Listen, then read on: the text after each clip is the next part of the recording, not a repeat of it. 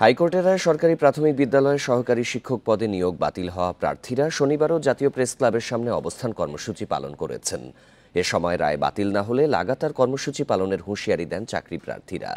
আন্দোলনকারীরা জানান, বর্তমান সরকারের আমলেই সুপারিশপ্রাপ্ত হয়েছেন তারা, তবে তা বাতিলের সিদ্ধান্ত অনৈতিক ও অন্যায় বলেও দাবি করেন তারা। এর আগে শুক্রবার প্রধান উপদেষ্টার বাসভবন যমুনার সামনে অবস্থান নিয়ে বিক্ষোভ করলে পুলিশ তাদের ওপর লাঠিচার্জ ও জলকামান চালায়। গত বৃহস্পতিবার ঢাকা ও চট্টগ্রাম বিভাগে সরকারি প্রাথমিক বিদ্যালয়ের সহকারী শিক্ষক পদে ৬,৫৩১ জনের নিয়োগ বাতিল এবং মেধার ভিত্তিতে পুনরায় নিয়োগের নির্দেশ দেয় হাইকোর্ট।